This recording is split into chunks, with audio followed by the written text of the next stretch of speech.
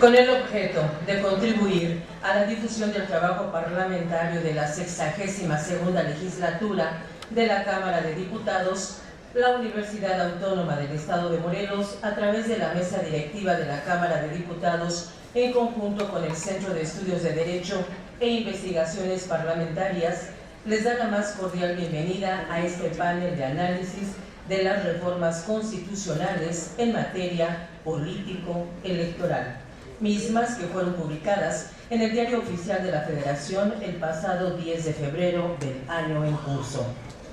El día de hoy tengo la distinción de dar la bienvenida a las personas que nos acompañan, así como el honor de presentar al Presidium y a la mesa de panelistas integrada por el doctor Jesús Alejandro Vera Jiménez, rector de la Universidad Autónoma del Estado de Morelos.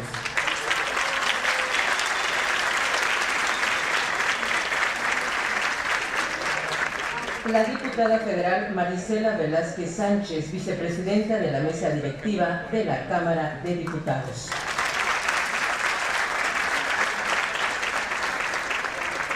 La diputada federal Ruth Zabaleta Salgado, secretaria de la Comisión de Puntos Constitucionales. El diputado federal Héctor Humberto Gutiérrez de la Garza, presidente de la Comisión de Comunicaciones.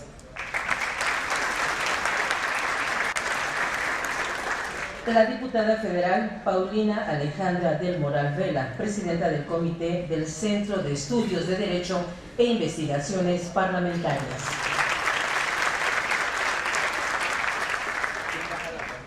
Damos la bienvenida al doctor Jorge Morales Barut, presidente municipal de Cuernavaca.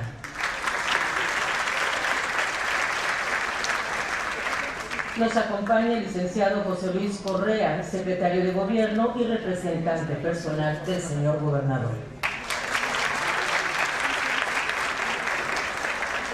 Damos la bienvenida al doctor Carlos Báez Silva, director del Centro de Capacitación Judicial Electoral del Tribunal Electoral del Poder Judicial de la Federación. Y también nos acompaña esta tarde en el honorable presidium el licenciado Sami David, director general del Centro de Estudios de Derecho e Investigaciones Parlamentarias. Nuestros invitados nos darán un análisis certero, sobre todo lo relacionado a la reforma político-electoral. Señoras y señores, queremos agradecer de manera muy especial la presencia de todos y cada uno de ustedes. Todos son, sin duda alguna, invitados muy especiales. Gracias por estar en esta máxima casa de estudios del Estado de Morelos. En primera instancia, el doctor Jesús Alejandro Vera Jiménez, rector de esta universidad, dará unas palabras de bienvenida y dará paso a la inauguración oficial de este panel.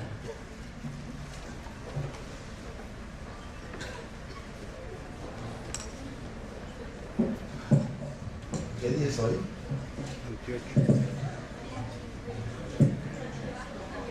28, muy bien. Con el gusto de saludar a tan distinguidas personalidades a quienes tengo el gusto de acompañar esta tarde en este presidio, particularmente a nuestro presidente municipal, al doctor Jorge Morales Barut, a José Luis Correa, nuestro subsecretario. Es un gusto que estés en representación de nuestro gobernador y, por supuesto, a todos y cada uno de los diputados, diputadas y distinguidas personalidades que nos acompañan. Es un gusto. Doctor Carlos Báez Silva, director del Centro de Capacitación Judicial del Tribunal Electoral del Poder Judicial de la Federación. Diputada federal Marisela Velázquez Sánchez. Diputado federal Héctor Gutiérrez de la Garza. Diputada federal Ruth Zabaleta Salgado. Diputada federal Paulina Alejandra del Moral Vela, licenciada Sami David, director general del Centro de Estudios de Derechos e Investigación Parlamentarias. Es un gusto saludarles y darles la más cordial de la bienvenida a esta su casa de estudios, junto con todos y cada uno de los universitarios que aquí nos hemos dado cita. Deseo iniciar mi intervención pidiéndoles a todos los aquí presentes, en virtud de que hoy en Morelos se conmemora el Día de las Víctimas, se pongan en pie y guardemos un minuto de silencio.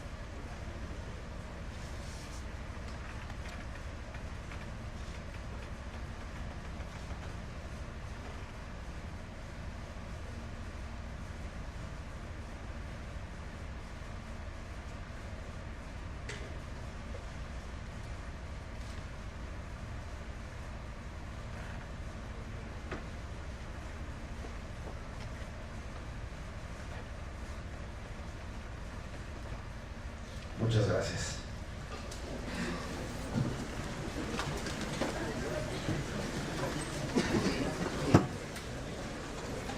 Amigas y amigos aquí presentes, distinguidos colegas universitarios, jóvenes estudiantes, permítame iniciar esta intervención citando a Octavio Paz en este que ha sido proclamado por el Congreso de la Unión su año, en virtud de que el próximo lunes 31 de marzo se conmemora el centenario de su natalicio.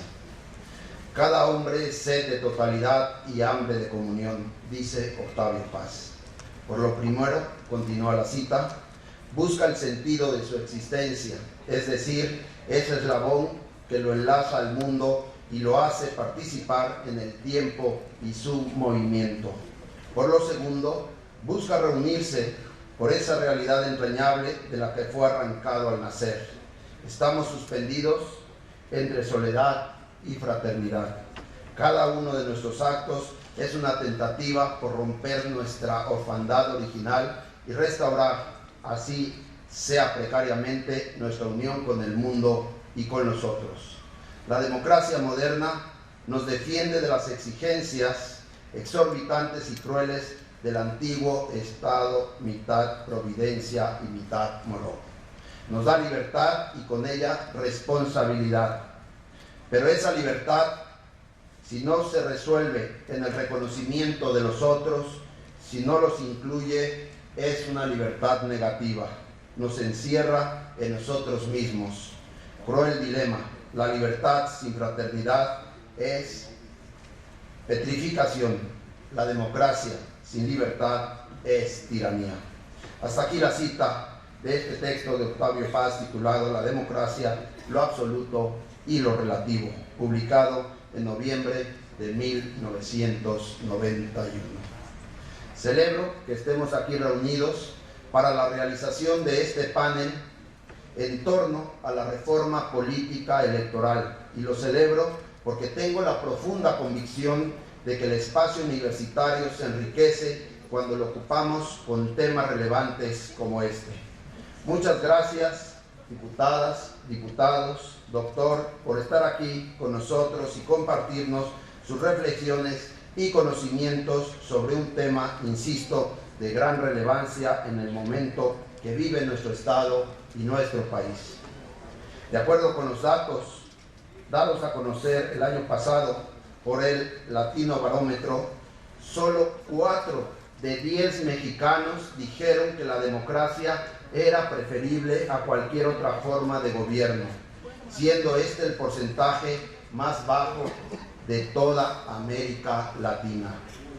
El promedio en Latinoamérica indica que el 56% de los entrevistados prefirieron el sistema democrático sobre el autoritario.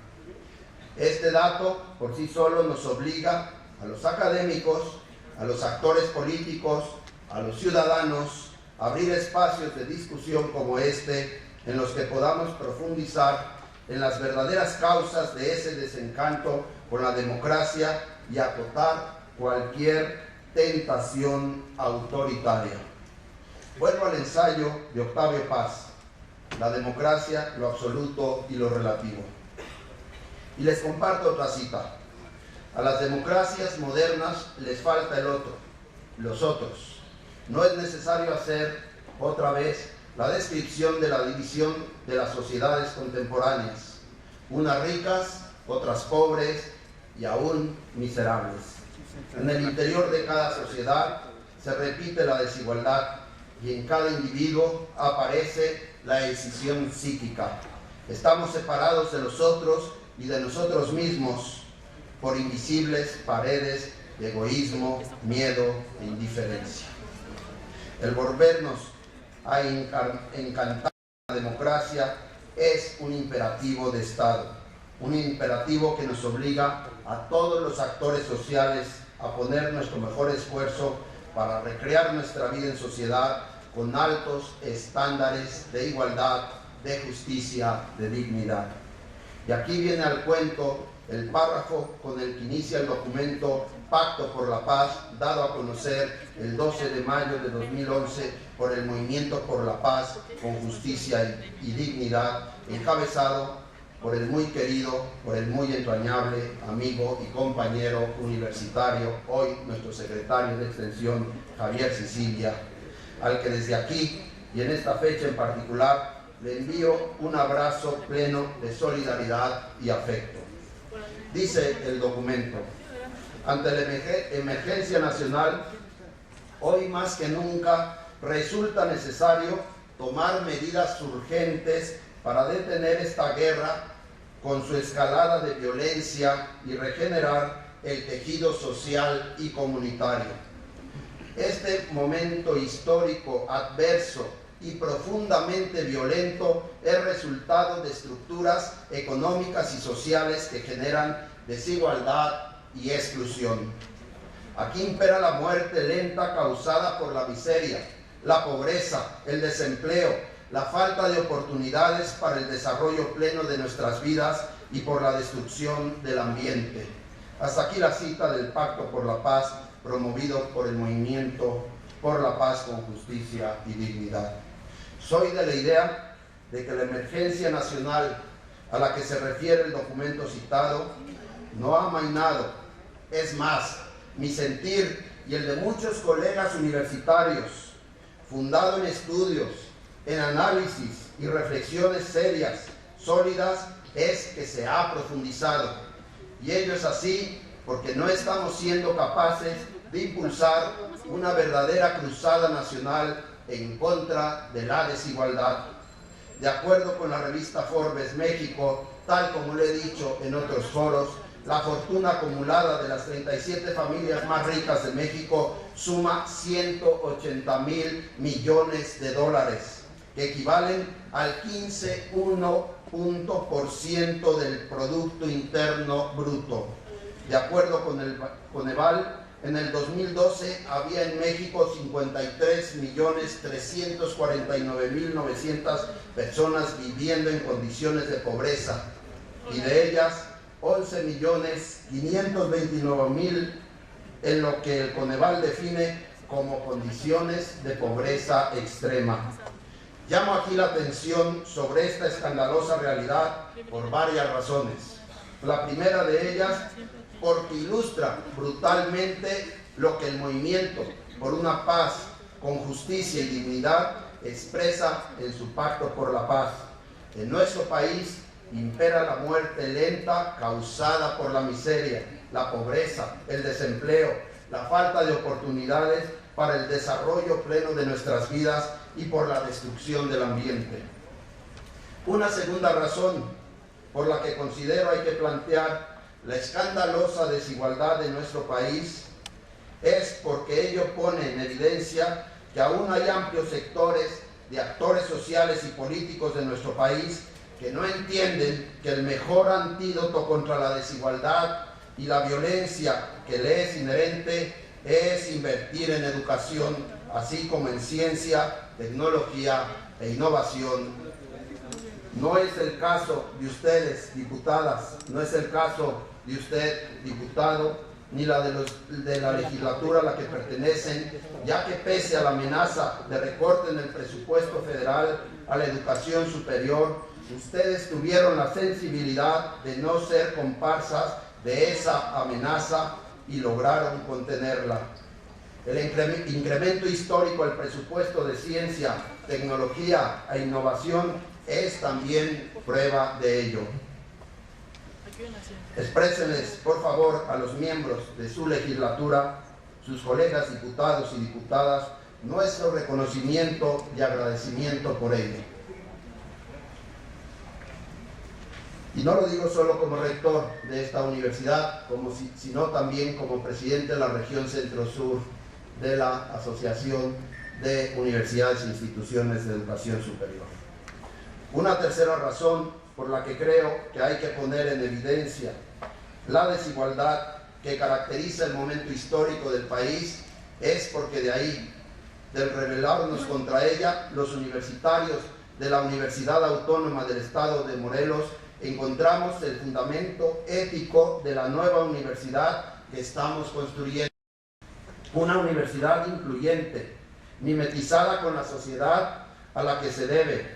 Una universidad que por la vía de los claustros universitarios que estamos construyendo en diversos puntos de la geografía del Estado de Morelos, se convierta en pieza central en la reconstrucción del tejido social y muro de contención de la descomposición social. Ciertamente, esa nueva universidad va gestándose ya en el día a día y ello nos llena de orgullo y satisfacción, pero también, y lo tenemos muy claro, eleva en mucho el rango de nuestras responsabilidades y ahí, diputadas, diputados, doctor, licenciados y amigos que nos acompañan, tenemos que construir las alianzas, tenemos que religarnos todos. Enhorabuena, bienvenidos a Morelos, siéntanse por favor en su casa por una humanidad culta, una universidad socialmente responsable. Y sin más, quiero pedirles que se pongan de pie para hacer la declaratoria inaugural. Ustedes no.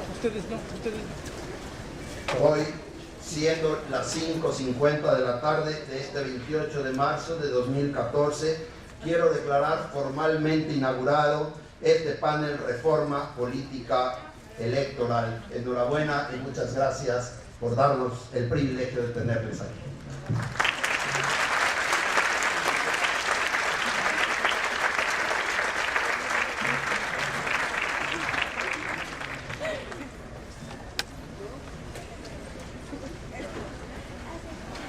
Señoras y señores, antes de dar inicio con este panel, vamos a hacer un breve receso.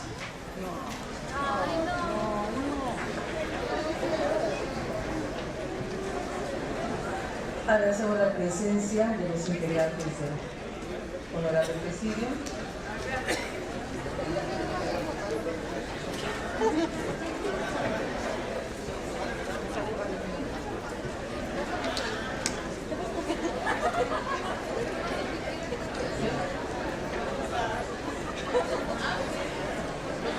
Sí daremos inicio en breve, solo se hará a cabo la preparación de la presentación de los diferentes panelistas. Les invitamos a que continúen en sus lugares.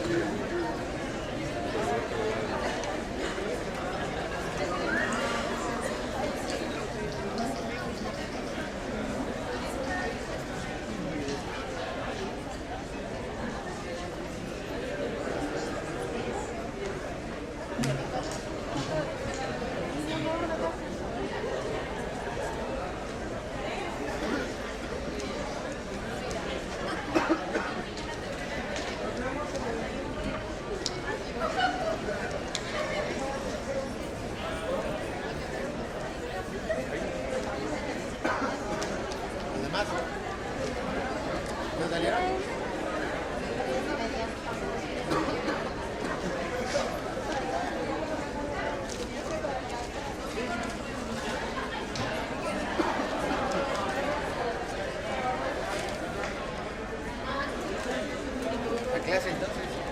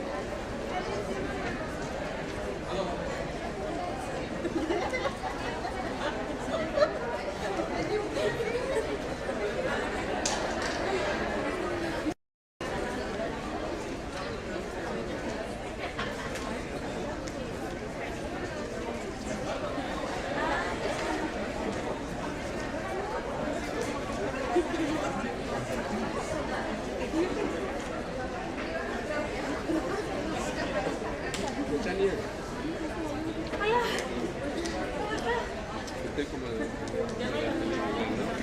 Se saludan a ti y ¿Qué pasa? Oye. ¿Por qué no te quieres pasar así? ya me senté. No puedo sentarme, no, me hace daño. Paradito aquí me...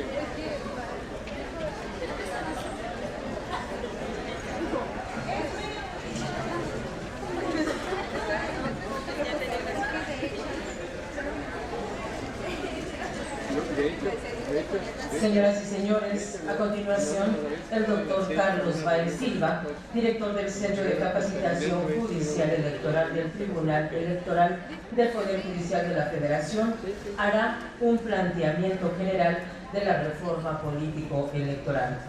Antes de su intervención, me permito hacer una breve semblanza de su trayectoria. El doctor Carlos Báez Silva es licenciado en Derecho, maestro en Ciencia Política y doctor en Derecho por la Universidad Nacional Autónoma de México. Profesor de posgrado en la Escuela Libre de Derecho. Es miembro del Sistema Nacional de Investigadores. Ha sido secretario de estudio y cuenta en la Sala Superior del Tribunal Electoral del Poder Judicial de la Federación y actualmente es director del Centro de Capacitación Judicial Electoral de dicho tribunal.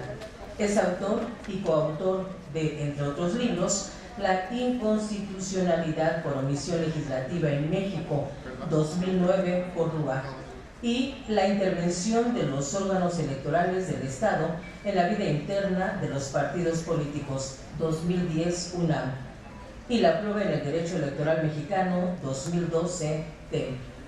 Le cedemos el uso del micrófono, si está en la mano. Muy buenas tardes.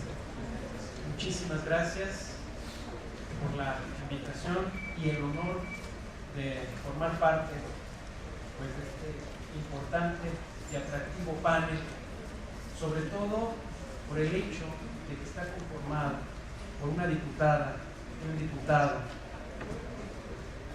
con un reconocimiento no solo en sí mismos como personas, sino fundamentalmente por la importante labor que han desempeñado a lo largo de sus respectivas carreras y particularmente en esta legislatura. Y precisamente en esta legislatura que se abocó a participar precisamente en el proceso de reforma constitucional, entre otras, en materia político-electoral. Y es por demás relevante tener la oportunidad de escuchar precisamente de viva voz de los principales o de algunos de los principales actores que tuvieron participación en este importante proceso de renovación, de cambio de nuestra Constitución en materia político-electoral, pues que tengamos esta oportunidad de escuchar lo que nos tienen que decir. Ahora bien, cuando hablamos de la reforma en materia político-electoral, pues nos estamos refiriendo al más reciente capítulo de nuestra historia constitucional y legal, precisamente en torno a la materia, porque seguramente todos recordaremos, particularmente en esta materia, pues nuestro país se ha caracterizado por ir adecuando, ir modificando periódicamente, ir adecuando su marco constitucional, su marco normativo, ante cada circunstancia que reclama precisamente esa adecuación.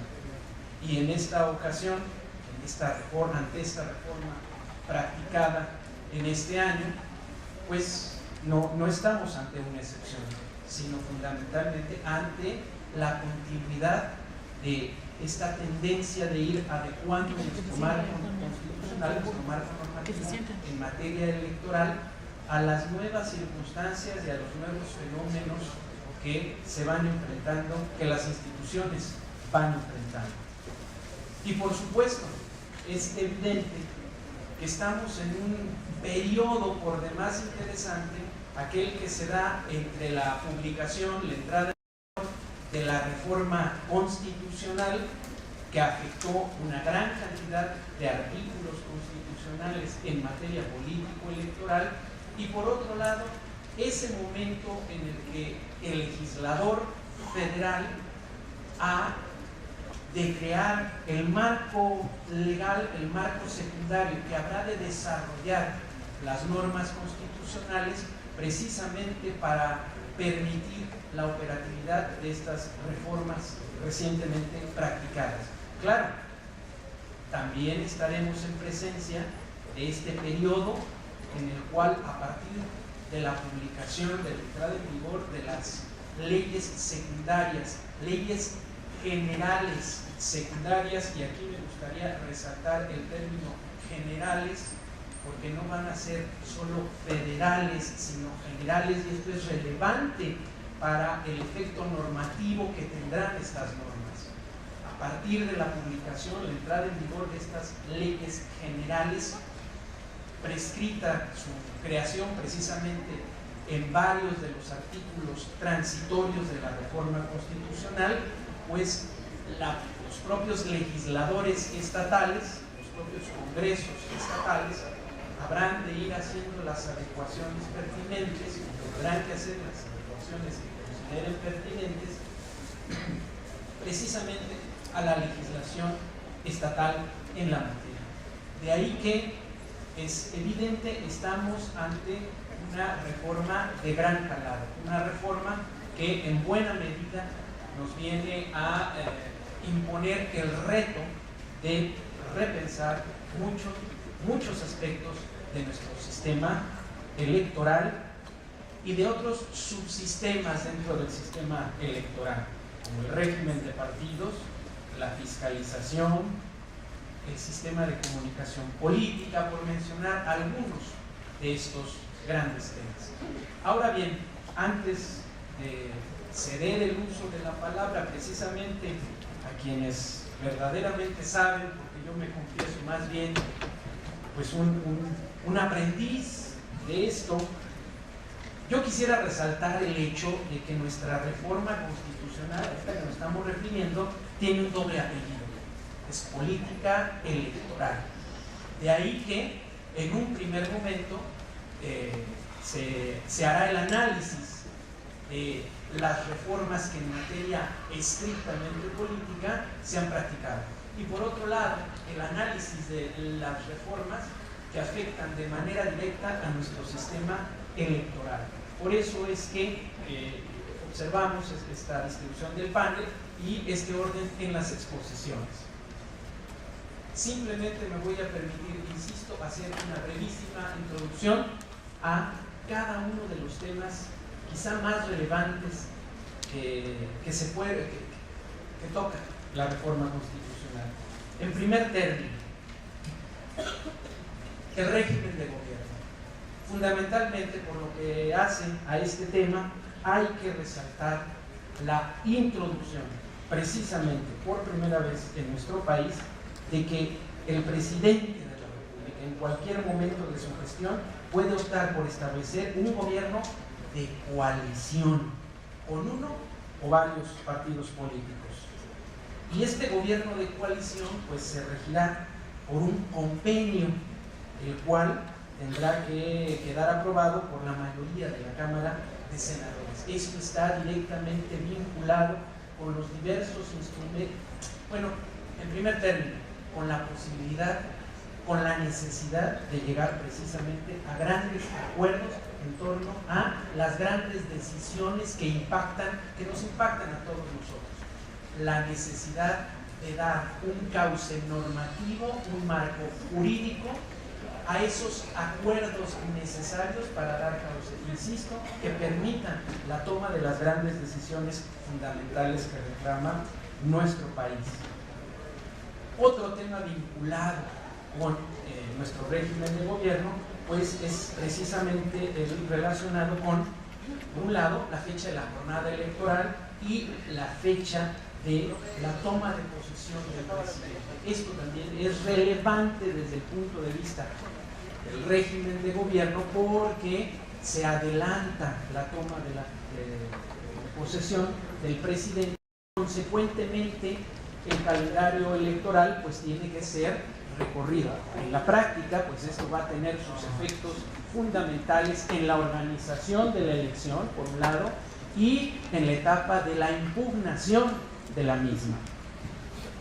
Un aspecto directamente vinculado con el tema de la coalición es precisamente el de la ratificación del gabinete federal, del gabinete del Ejecutivo Federal. En este caso, la Cámara de Diputados pues tendrá esta facultad exclusiva de ratificar al secretario de Hacienda, a los empleados mayores de Hacienda, salvo que se llegue a optar por un gobierno de coalición. Asimismo, el Senado mantiene sus facultades en torno al nombramiento de los diversos funcionarios que ya ordinariamente ratifica sus nombramientos y además se le atribuye la facultad de ratificar a los empleados superiores de Relaciones Exteriores. Esto sin contar con la importantísima, trascendental facultad para integrar la terna y nombrar al fiscal general de la República. Un tema por demás relevante, importante sobre todo para, y lamento usar el término, pero creo que es bastante útil en este momento, empoderar a los ciudadanos, el tema de la reelección legislativa. Es decir, bajo las nuevas reglas constitucionales, los senadores podrán ser electos hasta en 2 ocasiones, para 2 periodos, y los diputados federales hasta por 4 periodos consecutivos. Es decir, existirá o existe ya en este momento la posibilidad de que senadores y diputados federales puedan llegar a ocupar su cargo hasta por 12 años. Ahora bien, esto de llegar a ocupar pues depende precisamente del hecho de que se sometan, digamos, a este ejercicio de verificación de la confianza, del respaldo que sus electores le tienen para que pueda presentarse a una segunda elección. Esto está sin duda importantemente relacionado con pues la posibilidad de que ya los ciudadanos no requieran que la solicitud de su registro como candidatos corra a cargo precisamente o sea presentada por un partido político. Ahora bien, por lo que toca a las autoridades electorales, simplemente haciendo un apretado resumen, pues creo que todos recordamos, tenemos muy presente la modificación que se le ha practicado a una de nuestras grandes instituciones democráticas en México, que era el Instituto Federal Electoral y que es hoy el Instituto Nacional Electoral. Y precisamente este es uno de los grandes temas cuyo desarrollo secundario pues es esperado por muchos de nosotros, vinculado precisamente a la nueva distribución de competencias, la nueva distribución de atribuciones entre la Autoridad Nacional Electoral, el Instituto Nacional Electoral, y los órganos electorales de los estados encargados de organizar las elecciones en los estados. A partir de esta reforma, lo que encontramos es una nueva distribución de competencias que tendrá que ser desarrollada en la legislación secundaria, de forma tal que el Instituto Nacional Electoral pues conserva, aquí lo vamos a ver un poco más adelante, no solo las atribuciones que ordinariamente tenía tratándose de los procesos electorales federales, sino que también se le atribuye, se le dota de novedosas competencias tratándose de la organización de los procesos electorales en las entidades federativas.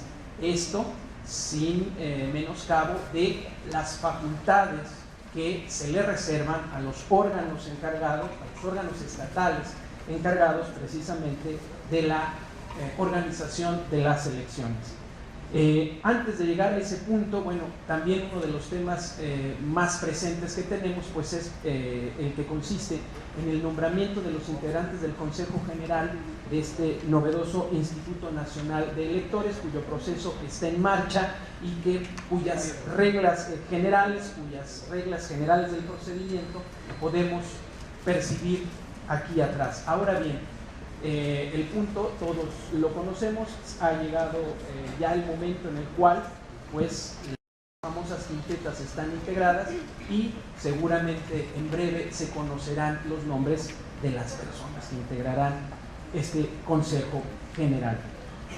Más adelante entonces lo que tenemos es una mera descripción de las novedosas facultades del Instituto Nacional Electoral e insisto, estas facultades incluyen algunas en torno a la organización de los procesos electorales en las entidades federativas.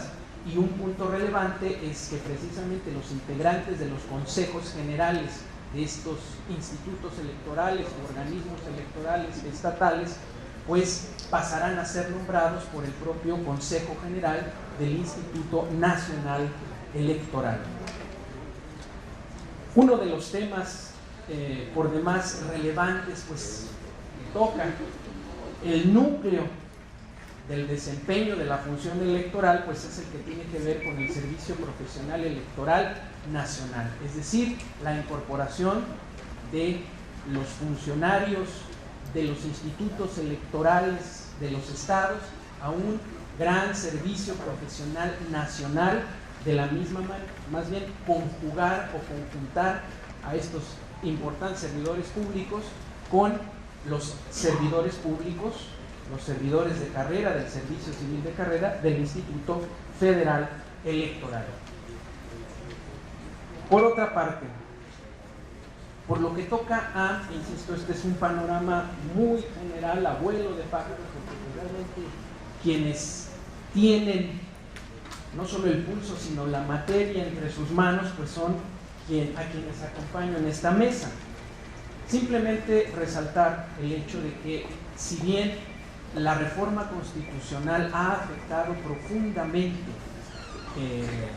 la organización, la existencia misma de órganos electorales en el ámbito administrativo y provoca la necesidad de la existencia ya de una redistribución de competencias, lo cierto es que por lo que toca a la justicia electoral, la reforma constitucional pues ha sido más bien parca en espera de conocer el desarrollo de las normas constitucionales en las normas secundarias.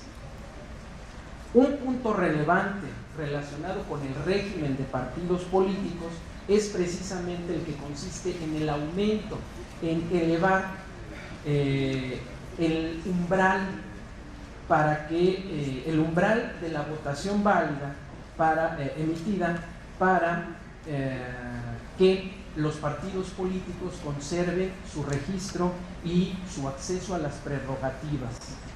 Pasamos entonces a tener el umbral mínimo en el 3% de la votación válida emitida, que se convierte a su vez en pues uno de los grandes cambios precisamente de esta reforma. Y un tema por demás importante y relevante: a partir de la reforma de 2014, los partidos políticos se convierten en sujetos responsables en la materia de transparencia y se estipula que la información que posean será pública y solo será reservada temporalmente por razones de interés público y seguridad nacional. Valga decir que este es uno de los temas que frecuentemente se conocen en los tribunales electorales, precisamente en razón de las peticiones que o no son escuchadas o no son del todo satisfechas en torno a la información que se solicita al interior de los partidos políticos. También, y valga la pena señalar que es relevante precisar que en uno de los artículos transitorios podemos encontrar las nuevas definiciones de 3 diferentes tipos de coaliciones. Hablamos de la coalición flexible, nosotros no, la Constitución habla de la coalición flexible, la coalición total, la coalición parcial. Se prescribe las definiciones a cada una de estas coaliciones. Un tema también más relevante, la presencia, mejor dicho, pasamos a tener una norma constitucional que nos prescribe la paridad o la igualdad en materia de géneros. Con la reforma de 2014 pasamos, o se ha impuesto a los partidos políticos la obligación de garantizar esta paridad, es decir, que se integren las listas con el 50% y 50% de cada uno de los géneros en la postulación de candidaturas a legisladores federales y locales.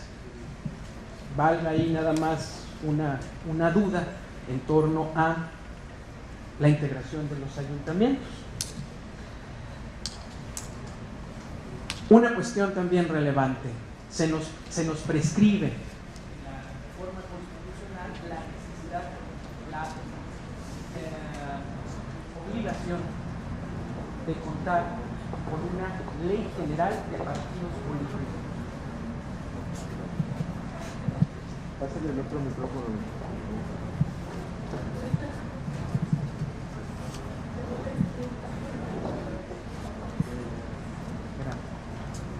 Gracias, perdón.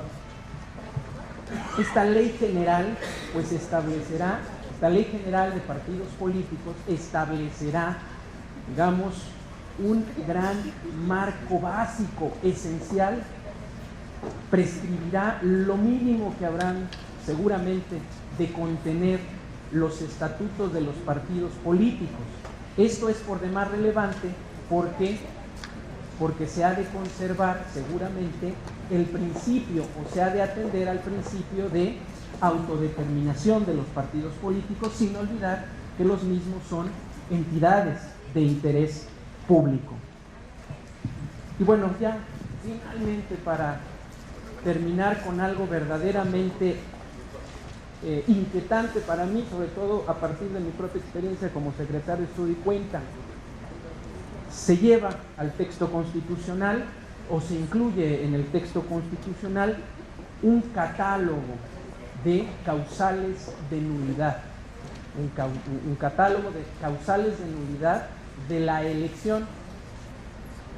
Me permito señalar que si bien en el ámbito nacional se integran novedosamente estas causales de nulidad, cabría recordar que en algunas entidades federativas, algunas de ellas ya tenían una existencia previa, y eso motiva o explica que en varias, digamos, en torno a estas novedosas causales de nulidad en el ámbito nacional, en el ámbito de la Constitución nacional, existe una serie ya de precedentes jurisdiccionales que nos permiten identificar algunos problemas que se pueden enfrentar al momento de pretender acreditar o pretender o solicitar la nulidad de una elección, afirmando que se configura la hipótesis normativa de alguna de este tipo de causales de nulidad. Me refiero fundamentalmente a la causal de nulidad de la elección en razón de que se rebase el tope de gastos de campaña en un 5% del monto total autorizado, o haber utilizado o recibido recursos de procedencia ilícita o recursos públicos en las campañas. Estas ya son causales de nulidad en el ámbito federal. Las violaciones, estas 3 violaciones, pues se tendrán que acreditar de manera objetiva y resultar determinantes para el resultado de la elección. Esto, por demás, insisto, es un tema importante. La cuestión de la prueba. La prueba no solo de la violación, sino la justificación o el razonamiento de que la misma resulta determinante para la elección. En fin, este es un brevísimo panorama que me he atrevido a presentar ante este severo sínodo de la más reciente reforma constitucional en materia electoral. Sin duda, las ventanas de oportunidad que la misma abre son muchísimas, y estoy seguro que entre todos pues vamos a ir armando, por un lado, la nueva legislación secundaria y por el otro la implementación de la misma para poder otorgar o entregar los mejores resultados a todos nosotros los ciudadanos. Y bueno, a partir de esta presentación más bien general, pues me voy a permitir ceder el uso de la palabra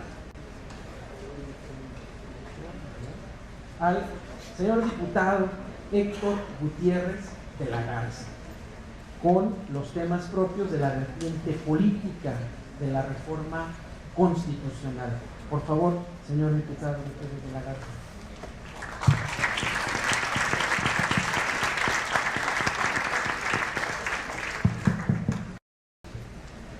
Si me lo permiten, me siento más cómodo de pie. Gracias.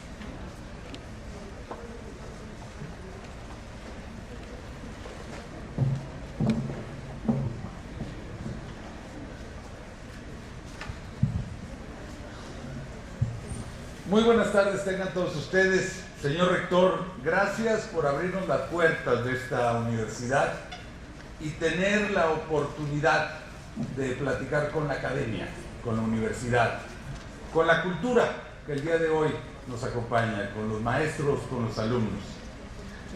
Un saludo respetuoso al señor gobernador, por conducto del subsecretario de gobierno. Señor presidente municipal, gracias por acompañarnos el día de hoy. Doctor Carlos Báez, gracias por esta extraordinaria presentación. Venir acompañado el día de hoy, más bien acompañar el día de hoy a 3 extraordinarias legisladoras de la Cámara de Diputados es para un servidor un honor. Les confieso que cuando escuché el tema de paridad de género, me vinieron a mi mente cuando la exigencia era 30-70 y en algún momento bromeamos. Dijimos, bueno, va a llegar un momento en que vamos a exigir de perdido ese 30. Yo les puedo asegurar que la paridad de género es una figura extraordinaria. Extraordinaria si a la Cámara de Diputados, si a las esferas de gobernanza llegan personas como las diputadas que el día de hoy me acompañan. Me congratula haber sido invitado por mi amiga y compañera Marisela Velázquez, una genial vicepresidenta de la mesa directiva. Una gran parte del trabajo que nos corresponde hacer el piso desde la propia vicecoordinación jurídica del grupo parlamentario del PRI, y esa facilidad se debe a Marisela. De veras, mil felicidades y gracias, Mari, por la oportunidad de estar aquí en tu tierra.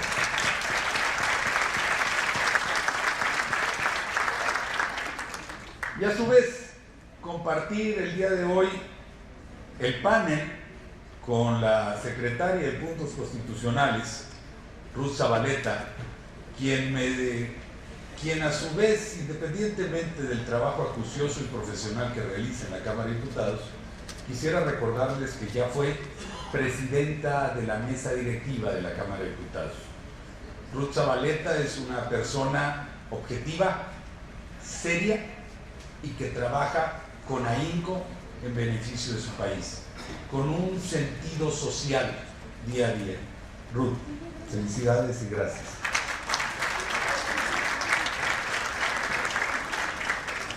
No puedo dejar a un lado a mi amiga y compañera Alejandra del Moral, del Estado de México, exalcaldesa del municipio de Cuautitlán Izcalli, con lo joven que es, a su vez secretaria de la Comisión de Puntos Constitucionales y el enlace del grupo parlamentario del PRI en la Comisión de Puntos Constitucionales.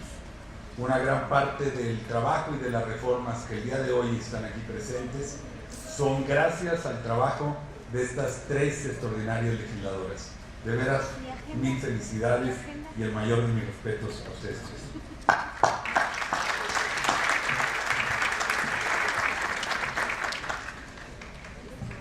Es peligrosísimo 20 minutos a un diputado. Voy a tratar de hacer hasta lo imposible por concretar. Hicimos un pequeño ejercicio de la parte eminentemente política, partiendo y acatando el programa, Fiscalía, las nuevas atribuciones de la propia Consejería Jurídica, lo correspondiente a un espacio de reelección y por último gobierno de coalición. Voy a hacerlo muy breve porque me gustaría detenerme en la parte de gobierno de coalición, sobre todo porque una gran parte de esto, y van a ahorita ustedes saberlo, está apenas en parte del ejercicio que tendrá que llevarse a cabo y son de los temas que en la reforma política no se han estado comentando.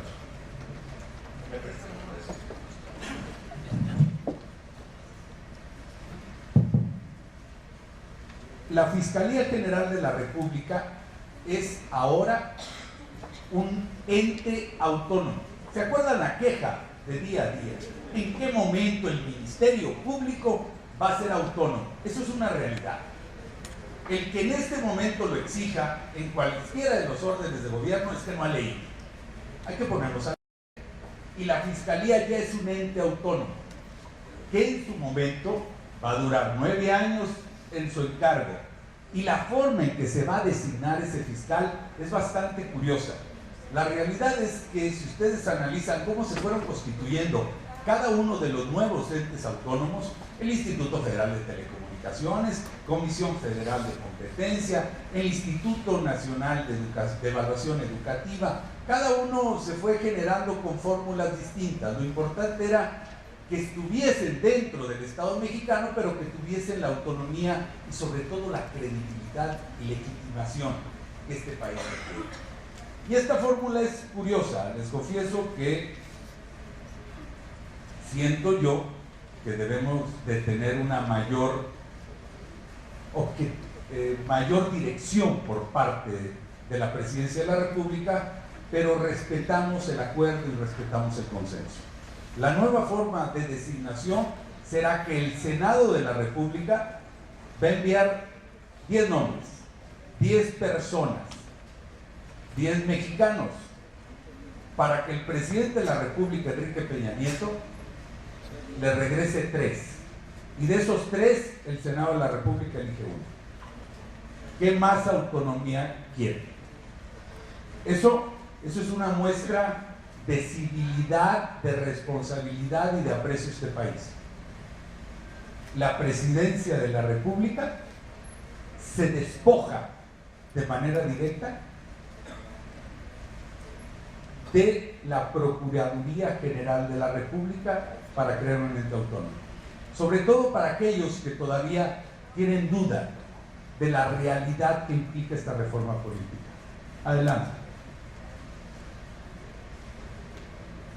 El presidente de la República podrá removerlo, pero si el Senado de la República por la mayoría decide que no, mayoría, ni siquiera mayoría calificada, decide que no es adecuada la remoción, tendrá que detenerse la remoción y buscar otra persona. Por último, habrá que designar un fiscal en delitos electorales y combate a la corrupción, ahorita les platico cómo va eso, y informe que presenta anualmente a los poderes. Adelante. Era importante esta fase del consejero jurídico de gobierno porque toda la parte legal se modifica con la creación del fiscal general de la República. En el caso del consejero jurídico de gobierno, ahora es quien representa a la federación.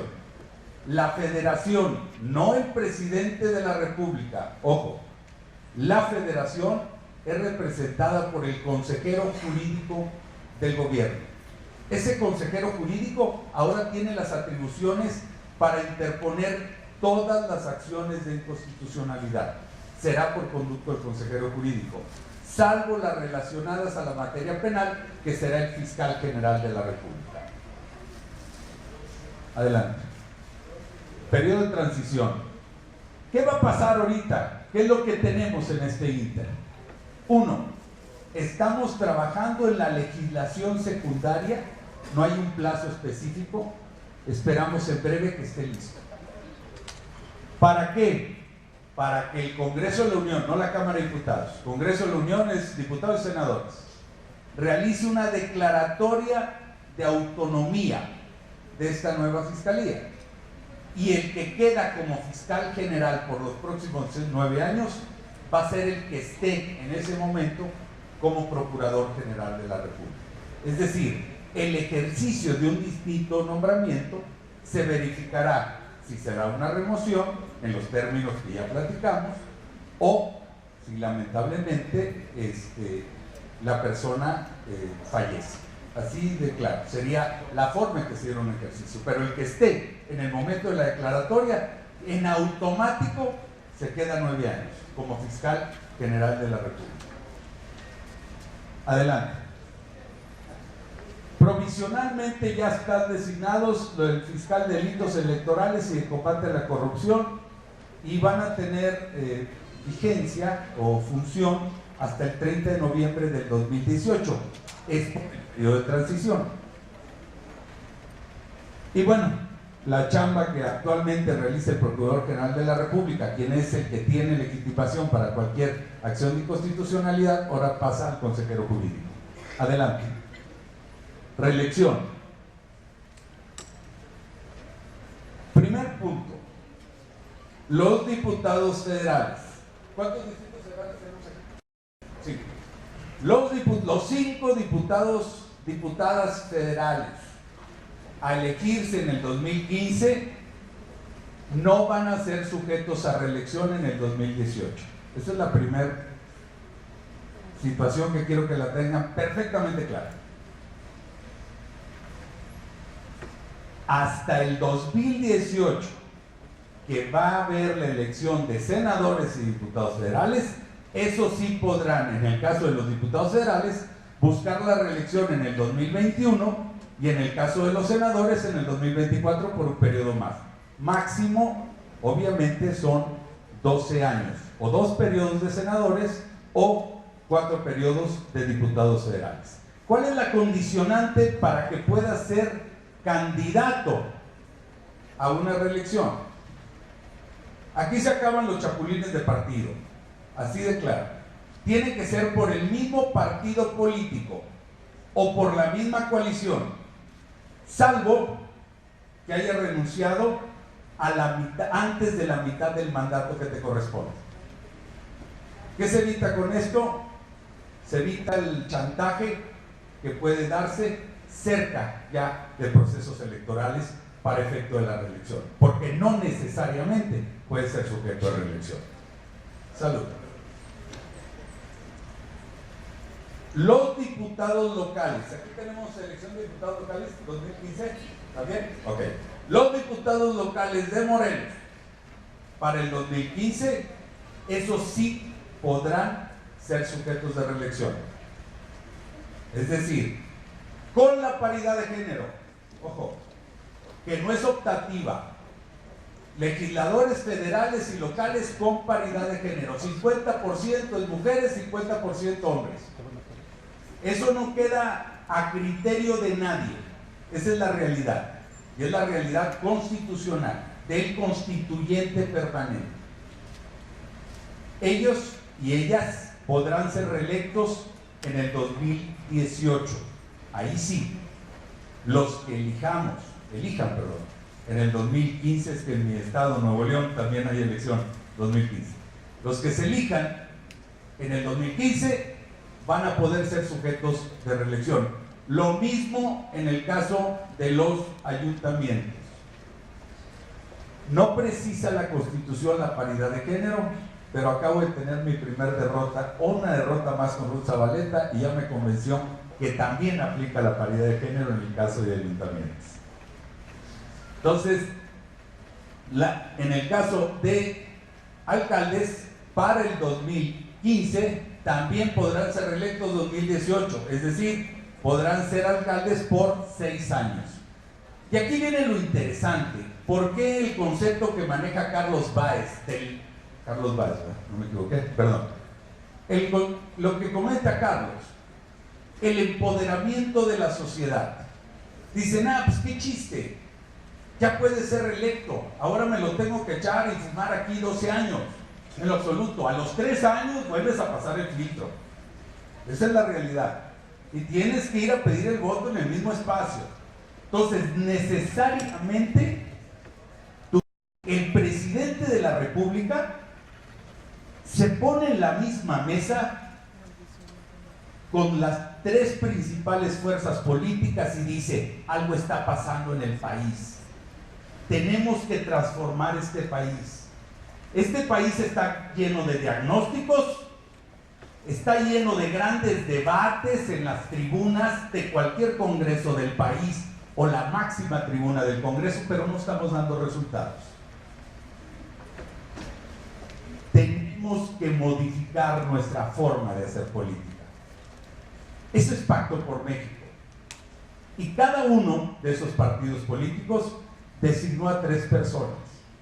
El presidente de la República designa a su secretario de Gobernación, Miguel Osorio Chong, a su secretario de Hacienda, Luis Videgaray, a su jefe de la oficina de la Presidencia de la República, Aurelio Nuño. A sus 3 principales hombres los sienta en la mesa. Ahí no había representaciones, No llegabas, no entrabas, punto. Cada partido político designó a 3 militantes. Un servidor tuvo el honor y tiene el honor de haber sido designado en esa mesa por el presidente César Camacho. Y yo no iba ahí como diputado, yo iba ahí como militante del Partido Revolucionario Institucional. Tenía que llevarles cuentas a mis compañeros, a mis compañeras, de qué estábamos acordando en Pacto por México, cómo le hacíamos para poder avanzar. Pacto por México, gracias a la voluntad del presidente Peña y a la madurez de las distintas fuerzas políticas de este país, logró su eficacia y pudimos avanzar, pudimos dejarnos de ese rezago en el que nos encontrábamos, en el que teníamos una ley del Federal del Trabajo de 42 años que no se había tocado un artículo. Tenemos que volverla a revisar, no hay normas perfectas. El que quiera una ley perfecta, que se dedique a otra cosa, o no quiere que haya ley. Cada vez que les digan que la ley tiene que ser perfecta, es que no quieren que haya ley. Vamos a ser claros. Vamos a hablarnos así, porque es la única forma en la que podemos avanzar. Pacto por México es un gobierno de coalición. Por eso aquí me detuve. Y tuvimos reforma educativa, y tuvimos reforma en telecomunicaciones, y una reforma financiera, y una reforma hacendaria. Todo lo que ha sucedido, y estamos muy cerca de bajar las secundarias de la energética, gracias a una nueva forma de hacer política, una nueva forma de acordar. Estamos hablando de reformas constitucionales. Cada vez que una fuerza parlamentaria les diga, es que yo no sé qué pasó, ríndanles, pídanles cuentas.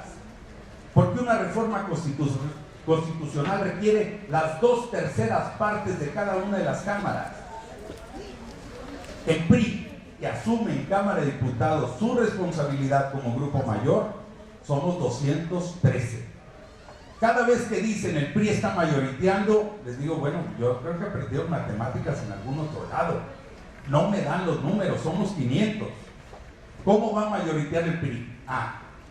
Generando acuerdos, logramos tener reformas hacia adelante y aislar a 40 votos de los 500 que siempre están en contra, que están en contra de todo y a favor de nada. Sí, ha sido un ejercicio, y la política no se palomea, La política se hace diariamente, es la única forma en que se puede avanzar.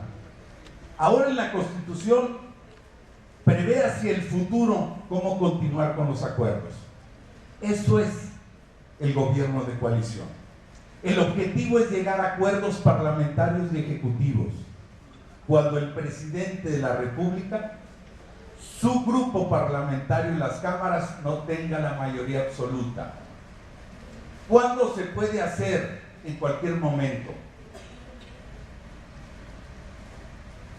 Ha sido tan madura la decisión del gobierno de la República y de las principales fuerzas políticas que no pensaron en un excelente arranque de 3 años. Pensaron que qué va a suceder en los siguientes 3.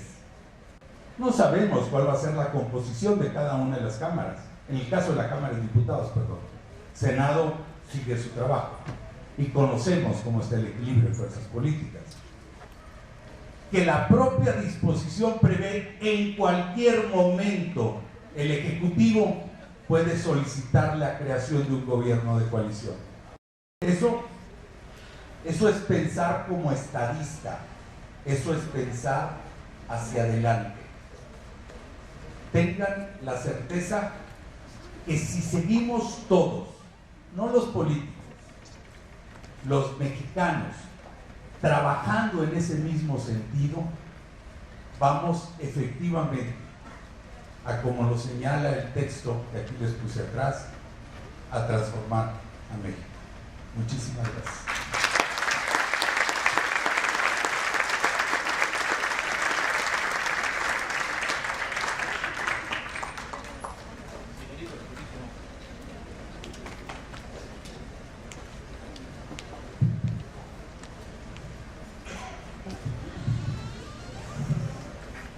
Muchísimas gracias, diputado Gutiérrez de la Garza, por la claridad, la contundencia y la pasión. Una parte, solo una parte de la reforma, pero insisto, la claridad y la pasión con la que lo hizo nos envolvió. Pues sinceramente es terrible tener que cortar para dar pie al continuar con el programa, pero sin duda estaremos pendientes de escuchar todo lo que sigue y de ver el resultado precisamente de esa importante y apasionada labor legislativa. Muchísimas gracias, diputado Héctor Gutiérrez de la Garza. Y ahora, pues, me permito dar la bienvenida y trasladar el micrófono pedirle a la diputada Ruth Zabaleta Salgado para que pues haga uso precisamente también de esta tribuna en este muy bonito auditorio Emiliano Zapata. La diputada Ruth Zabaleta Salgado pues nos expondrá seguramente con esa misma pasión que también la caracteriza esta otra parte o esta otra vertiente de la reciente reforma constitucional en materia político-electoral, haciendo énfasis en lo electoral. Por favor, diputada Zabaleta. Muchas gracias, Carlos. Me sumo a los agradecimientos que dieron todos antes de que pasara yo, pero sobre todo voy a precisar 3 agradecimientos, además de sumarme, muy puntuales. Ante la diputada Marisela Velázquez, que por ella estoy aquí. Marisela, muchas gracias por invitarme. Gracias. Y quiero mencionar a 2 personas que conocí hoy, a las que les quiero agradecer la rica comida y la rica charla. A Toto y al artista Contreras, muchas gracias por su hospitalidad. Al presidente municipal que me recibió con un viva Tepecoacuilco, que sabe que soy de allá, de Tepecoacuilco, Guerrero. Les voy a contar un chiste para los que estén aburridos, ¿no? Para que vean estos señores. Era una vez un ponente que tenía que dar una ponencia ya de esas muchas que había dado y un día antes había ido de parranda. Y entonces en el camino iba pensando cómo iba a dar la ponencia si se sentía muy mal. Entre más pasaba el rato que iban manejando su chofer, él se sentía más mal. El chofer iba viendo del retrovisor y se le quedaba viendo, por fin que le dijo: jefe, si quiere yo doy la ponencia. Este hombre era un científico muy eminente, muy reconocido, pero en el lugar donde iba no lo conocían físicamente, sino conocían sus documentos. Y entonces le dice: pero ¿cómo crees que tú vas a dar la ponencia? Le dice: si yo, pues, creo que me he esforzado mucho para hacer esta ponencia. Sí, jefe, pero yo lo he escuchado como 50 veces y ya me sé la ponencia de memoria.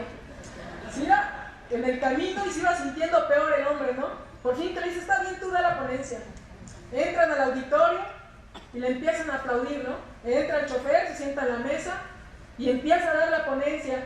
Cada vez que escuchaban los aplausos de la gente, tan emotiva se oía la ponencia, que empezó a dudar si realmente él era el que había originado la ponencia, ¿no? Porque oía que su chofer le decía mucho mejor que él. Termina la ponencia y aplausos, a rabiar, y entonces empiezan las preguntas y respuestas. Y empieza la primera pregunta, se para por allá una persona y le empieza a preguntar al ponente algo referente a la ponencia. Y entonces el ponente empieza a sudar, porque pues obviamente no estaba en la ponencia, eso no estaba en el guión.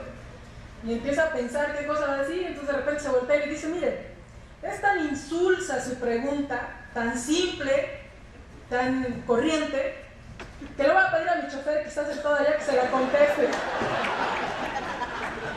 Entonces, aquí estos señores se la han pasado presumiendo toda la tarde de que no son conocedores del tema, pero aquí Carlos, pues ha estado en el electoral, es el que ha dado las sentencias para que ahora tengamos pues el sistema que tenemos y el gobierno que tenemos. Y el diputado Héctor no sabe lo que es en la Cámara, es el que mece la cuna. Entonces andan así como que no saben nada, pero son los que hacen todos los acuerdos. Bueno, yo voy a comenzar diciendo lo siguiente. Miren, estamos conmemorando en la Cámara de Diputados y en el país los 100 años del nacimiento de Octavio Paz, quien decía que el ejercicio de la libertad es un reconocimiento a la disidencia intelectual y a la responsabilidad que dice un no o un sí en los momentos importantes. Y yo le aumenté: aunque ese sí o no te cause las mayores de las soledades. Yo he sido luchadora social y le venía contando a los diputados porque venían preguntándome cómo me había metido a la cuestión política, y les decía que si yo les contara no me lo creerían, que yo me subía a los escritorios de los funcionarios públicos, cerraba las calles y era de las más radicales, y que entonces cuando estaba en la Cámara de Diputados de presidenta, los funcionarios me preguntaban cómo lo había hecho para transformarme, ¿no? De haber estado arriba del escritorio protestando a estar pues ordenando la sesión de la Cámara. Todo tiene un proceso, se los comento por lo siguiente. Si bien es cierto que hace 3 décadas no teníamos la posibilidad, desde mi punto de vista, de la apertura democrática que hoy tenemos, hoy las cosas son diferentes. Y no ha sido una cuestión fortuita, ha sido porque una sociedad se ha organizado y ha luchado para abrir espacios y para ir construyendo la democracia que hoy tenemos. Hoy me sorprendo que haya grupos de jóvenes que me piden pláticas para ir a mi casa porque están haciendo sus partidos locales, o para hacer pláticas simplemente porque quieren saber qué está pasando en el país. Me sorprendo de eso porque yo buscaba en algún momento el lugar donde refugiarme para escuchar lo que yo quería escuchar de lo que tenemos que hacer de este país. Afortunadamente llegué a Punto Crítico, fue mi dirigente Raúl Álvarez Garín, que por cierto está muy enfermo, y la verdad es que ese fue el espacio que me dio la posibilidad de ser quien soy. Y ser quien soy con libertad de expresar lo que pienso, pero sobre todo de tomar decisiones en el momento que se deben de tomar, de un sí o no, aunque nos cause mucha soledad. Y digo la soledad porque eso después se los cuento, pero tuve que salirme del PRD, ahora estoy en la fracción del Verde y estoy apoyando el planteamiento y el gobierno de Enrique Peña Nieto, porque me parece que se han construido grandes acuerdos que le permiten y le dan posibilidades al país para construir la democracia que necesitamos. Pero ese no es un discurso hueco. El problema que tenemos es grave, porque nosotros, lo que acabamos de exponer, lo que acaban de exponer los dos ponentes anteriores, es que hemos ido construyendo una democracia federal, hemos ido construyendo reglas en lo nacional, pero en lo local y en lo estatal tenemos graves problemas de empatar lo que hemos logrado en lo federal. A veces las leyes y las normas que nosotros hemos cambiado a nivel federal, incluso constitucionales, no se han homologado rápidamente en el ámbito local. Nada más les pongo un ejemplo, el asunto de la violencia contra las mujeres. El asunto de la violencia contra las mujeres tardamos de 7 hasta 10 años para que se pudieran homologar las normas que le permitían a los estados sancionar la violencia que se hace contra las mujeres. Ese tipo de cosas es un simple ejemplo de lo que pasa en los estados. Entonces, ¿qué se reflexionó en esta reforma política? ¿Cómo podíamos construir, cómo podíamos empatar esta democracia que estamos consolidando a nivel nacional con lo que está sucediendo en los estados de la República?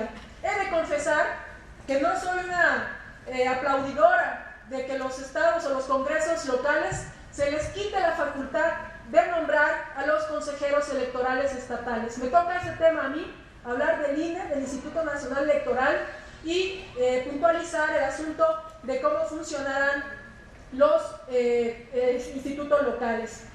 A diferencia de lo que nosotros luchamos hace aproximadamente 30 años, 86, 88, 89, 90, y se hizo una importante reforma que permitió que hubiera un IFE independiente, autónomo, que pudiera hacer padrones. Muchos de ustedes ni lo entienden así porque apenas ni nacían cuando estamos hablando de este tema tan importante para los que estamos en algunos cargos de elección popular en este momento.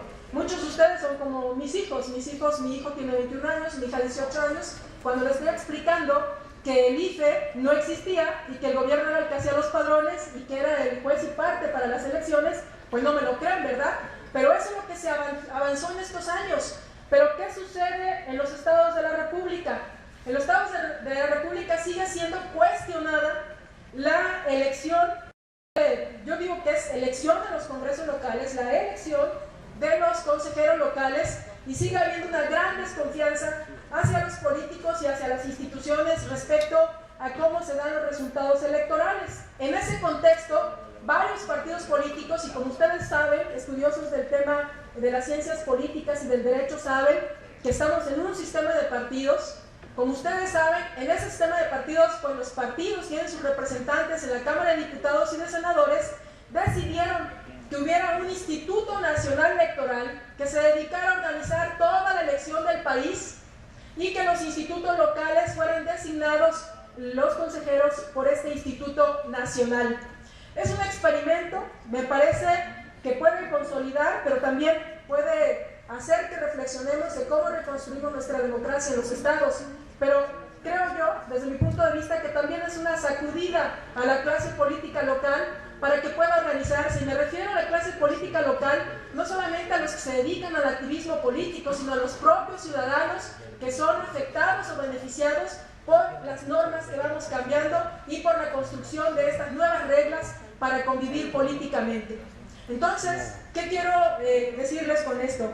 No voy a poder puntualizar mucho respecto a cómo se van a elegir estos consejeros, pero a grandes rasgos son 11 listas que se están presentando ya en este momento, se están difundiendo incluso en la página de internet de la Cámara de Diputados, en donde estas 11 ternas se van a elegir a los 11 consejeros, entre ellos al presidente del Consejo Nacional, del Consejo del Instituto Nacional, y posteriormente ellos propondrán a los integrantes de los consejos locales. ¿Qué se pretende con esto y qué creo que puede suceder y qué no puede suceder? Se pretende que ya no haya cuestionamientos. Lo más importante para una democracia y para que no dejemos de desconfiar en la democracia, como lo decía el rector atinadamente, lo más importante en una democracia es que las instituciones no sean cuestionadas. Y lo más importante en una democracia es que los ciudadanos tengan confianza en que las autoridades que emanaron de una elección hayan sido electas de manera limpia y transparente. Eso pretendemos con esta norma, con esta nueva forma de hacer las elecciones locales. Pero sobre todo, pretendemos que los ciudadanos se involucren mayormente y tengan mayor confianza en lo que estamos construyendo en cada estado y cada municipio. Y sobre todo, pretendemos que no dejen de confiar en que el sistema democrático es el mejor sistema que existe en el mundo. Por eso más del 90% del mundo, de los países del mundo, están organizados sobre bases de reglas democráticas. Este sistema es el único que puede permitir, pese a que los ciudadanos sientan en que algunos momentos hay caos, es el único que puede permitir una mayor libertad. No al autoritarismo, no a las imposiciones de gobiernos que en este momento están siendo tan cuestionados como el de Venezuela, por ejemplo. Ese es un ejemplo de gobiernos que no queremos aquí en nuestro país y es una forma en que nosotros tenemos que organizarnos y participar para que no lleguemos a esos extremos. Finalmente les quiero decir que esto que estoy planteando tiene que quedar votado, este instituto electoral, a más tardar el 16 de abril. ¿Cómo va a suceder? Primero se va a plantear en el Congreso de la Unión de la Cámara de Diputados, en el Pleno. Si no se concretara en el Pleno, se va a trasladar a insaculación directa. Si no se cumple la insaculación, se pasa a la Suprema Corte de Justicia. Ahí se decide para qué. Para que si no logramos tener acuerdos entre los diputados, como ustedes ven, a veces no lo logramos, sí sean electos los consejeros que tienen que ser electos. Pero también quiero finalmente decirles algo más. Esta es una mínima parte de lo que les estamos exponiendo de lo que hemos hecho en la Cámara de Diputados. El gran mérito de este gobierno, y no soy aplaudidora de ningún gobierno ni de ningún partido político en particular, soy una demócrata, me creo, luchadora en términos de construir lo que creo que debe ser bueno para la sociedad. Yo creo que una sociedad que no tiene una democracia que combata la pobreza es una democracia que no sirve y por eso es tan cuestionada. Y nosotros, nuestro país, como lo dijo bien el rector, tiene altos índices de pobreza que debemos de combatir. Y esta reforma política incluye cosas tan importantes como la autonomía del Coneval. El Coneval, por si no lo saben, es el organismo que califica si verdaderamente las políticas públicas que estamos proponiendo, estamos haciendo desde el gobierno, están siendo efectivas para disminuir la pobreza.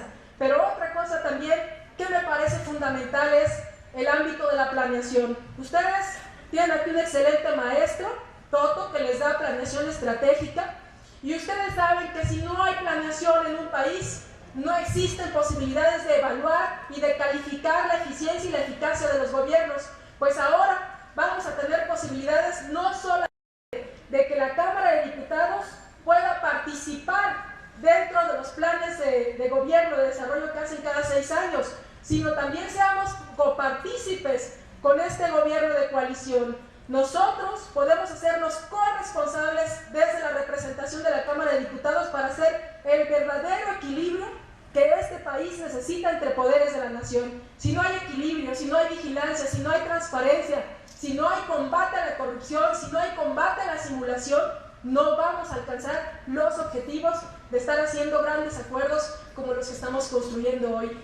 Y a ustedes, ciudadanos, ustedes jóvenes que van por delante, que seguramente muchos de ustedes quieren ser diputados, quieren ser presidentes municipales, quieren tener sus pequeñas empresas o sus grandes empresas. Yo si fuera empresaria quisiera una gran empresa, no quisiera una pequeña. Entonces yo creo que les importa, que les interesa que todas estas reglas que estamos cambiando de forma de convivencia se hagan efectivas y les toca a ustedes obligar a que verdaderamente se hagan efectivas. Muchas gracias.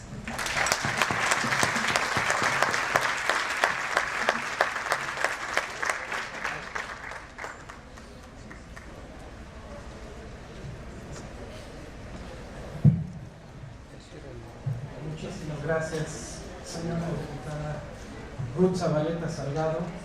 Y pues creo que no me equivoqué. Efectivamente, otra intervención apasionada y muy ilustrativa en torno precisamente a la otra parte de estas cuestiones político-electorales, por lo que tiene que ver, por lo que hace nosotros, los ciudadanos, porque no todos son las estructuras normativas, no todo son las organizaciones o las instituciones. Estas funcionan precisamente a partir de todos nosotros, los ciudadanos. Muchísimas gracias, diputada Zabaleta Salgado. Y bueno, ahora damos espacio, damos pie a la formulación de preguntas, de dudas, y particularmente entiendo que nos brinda la oportunidad de escuchar precisamente alguna duda, algún comentario por parte del señor magistrado Puch, integrante del Tribunal Electoral de este estado de Morelos, a quien le damos el uso de la palabra, por favor.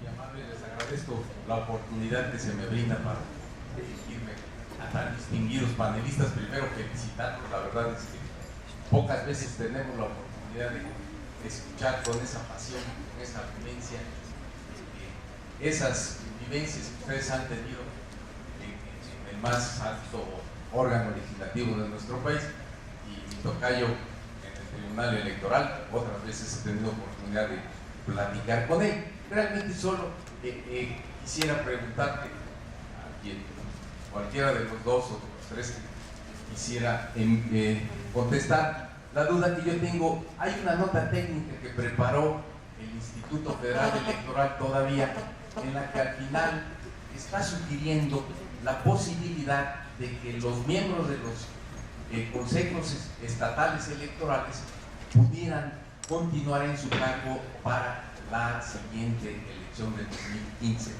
y no como lo está disponiendo los transitorios, que de manera inmediata los que no tengan procesos electorales en este año pudieran ser cambiados.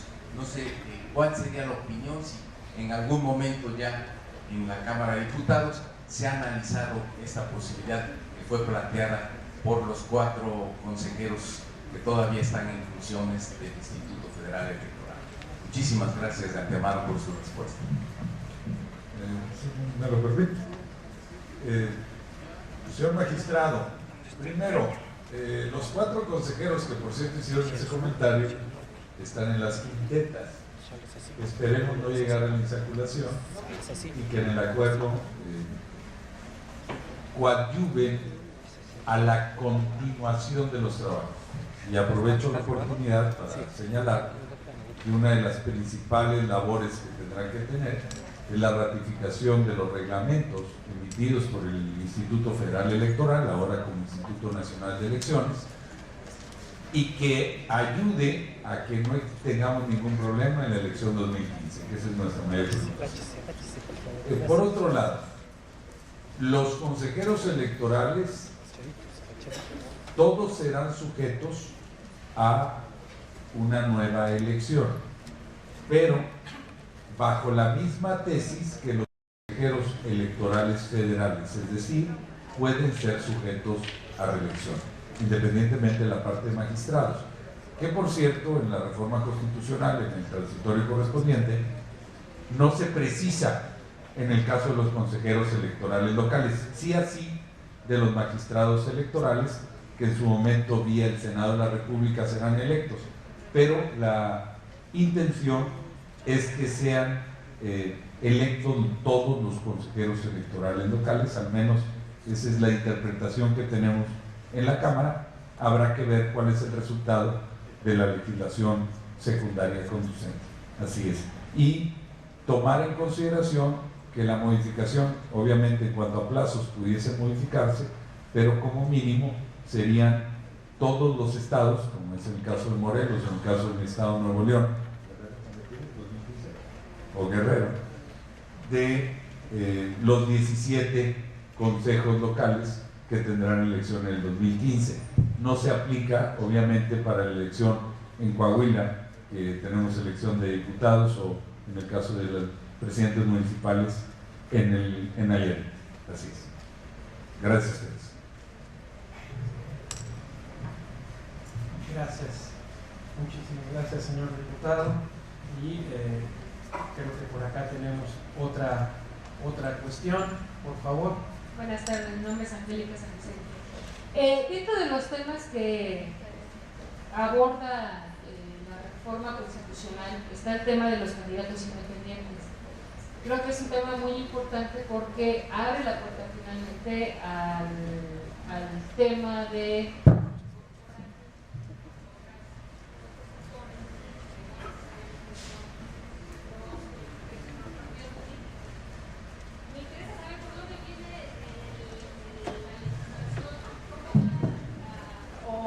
cómo se está discutiendo, cuál es el punto de discusión en la legislación secundaria para el registro, es decir, la norma que va a llevar todo el tema de los candidatos independientes.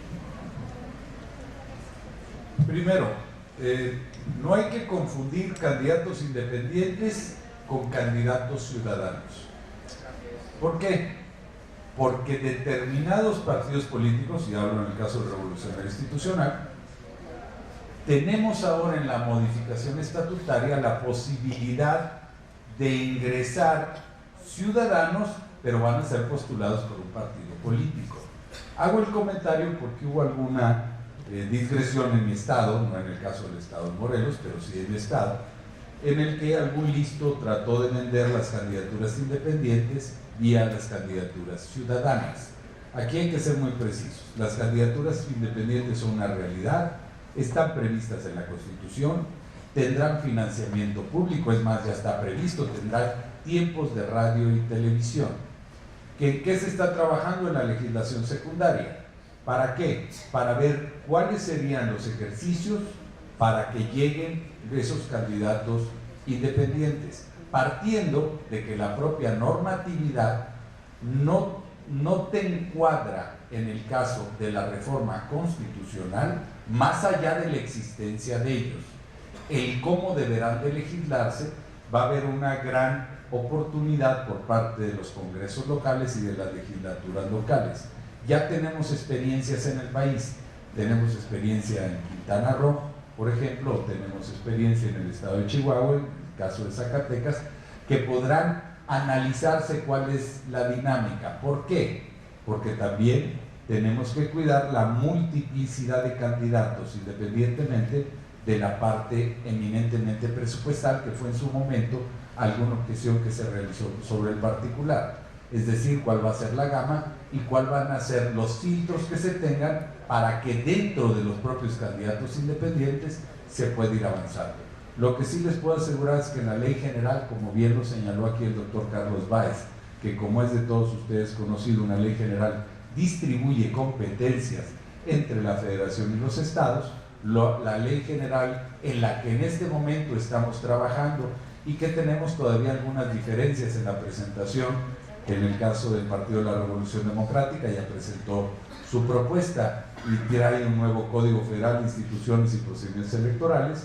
En el caso del Partido Revolucionario Institucional, una ley general que contenga tanto procedimientos electorales, ley general sobre partidos políticos y delitos electorales en un solo ordenamiento, distribuyendo competencias y respetando en su momento las modificaciones al Código Federal de Instituciones y Procedimientos Electorales, o en su caso a la Ley de Sistema de Medios de Impugnación Federal.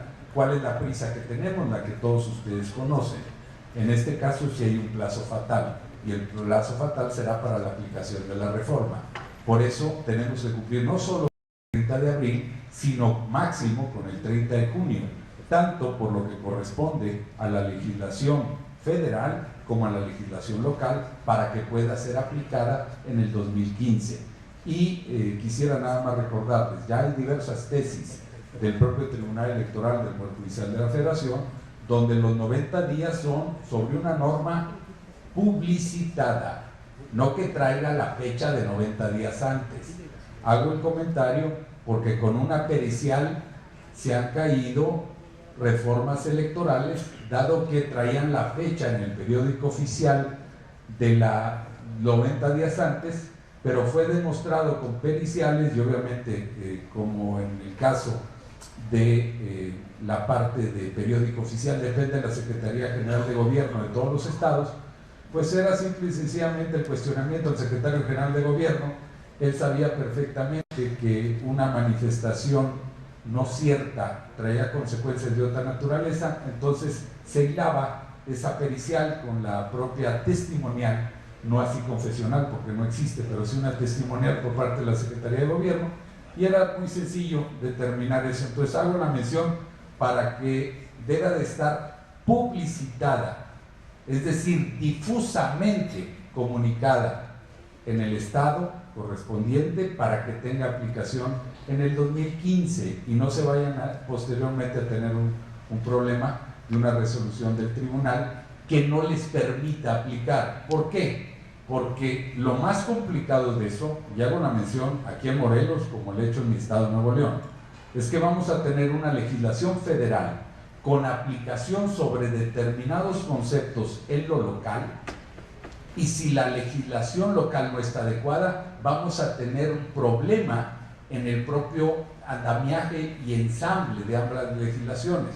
Yo sugiero que los congresos locales, en el caso del Estado, lo estamos haciendo en paralelo, para que empiecen a trabajar primero en la reforma constitucional y posteriormente en la legislación secundaria para tratar de salir en los mismos principios y no tener un problema de aplicación en la elección 2015.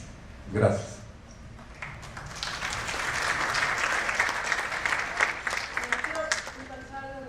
Las candidaturas independientes, estas fueron votadas no en esta última reforma política, sino en la anterior, y está discutiéndose precisamente cómo se van a reglamentar. Entonces está todavía pendiente.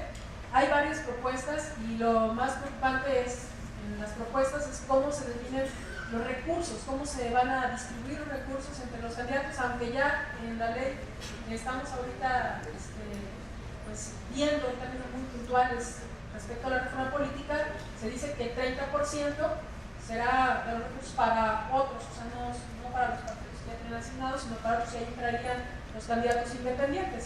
Todavía no se define muy puntualmente cuáles serían las reglas de juego, pero sí estaría, como lo dice el diputado, en el contexto de que se tenga que incluir esta importante reglamentación antes de terminar junio, porque ya pues, están con la expectativa de participar en las candidaturas independientes en algunos estados de la República o de haber elecciones.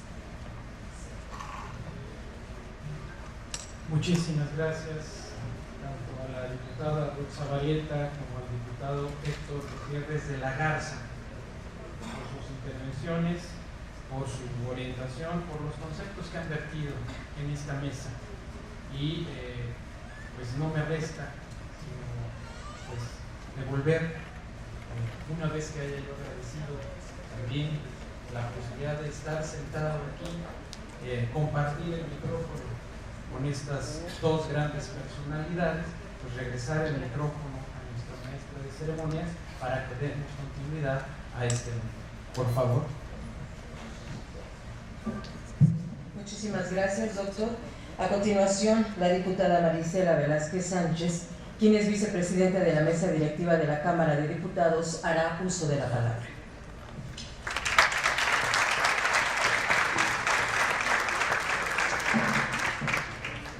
Gracias, muy buenas tardes, noches ya casi. Después de escuchar tan nutridas reflexiones, esta conferencia magistral por parte de grandes amigos como es el diputado Héctor Gutiérrez de la Garza, quien me permite aprender de él en el Congreso de la Unión, y por supuesto la diputada Ruth Zabaleta, una mujer que ha hecho historia en la Cámara de Diputados, y con la importante y magistral también intervención del doctor Carlos Báez Silva. De verdad, bienvenidos y muchísimas gracias por el esfuerzo extraordinario que hicieron el día de hoy para estar aquí en nuestra ciudad de Cuernavaca, en la ciudad de la eterna primavera. Quiero también agradecer de una manera muy especial a nuestro rector, Alejandro Vera. Doctor, muchísimas gracias siempre por tu compromiso con los estudiantes, tu compromiso con nuestra universidad, con mi alma mater. Muchísimas gracias por abrirnos las puertas de tu casa. Por supuesto también a mi presidente municipal, el doctor Jorge Morales Barut, que siempre es solidario y congruente con todos estos temas tan constructivos.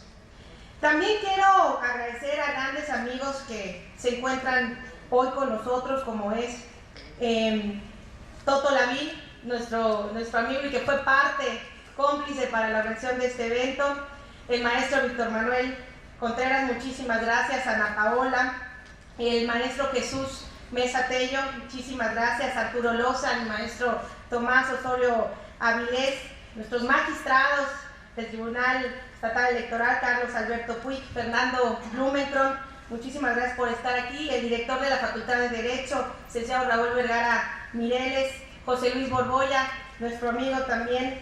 De verdad, muchísimas gracias a Sami David, quien es el director del CEDIP y que, bueno, también nos hizo favor de estar muy al pendiente de la organización. José Luis Uriostegui, gracias por estar aquí, su distinguida esposa. Tere Burnett, muchísimas gracias de verdad.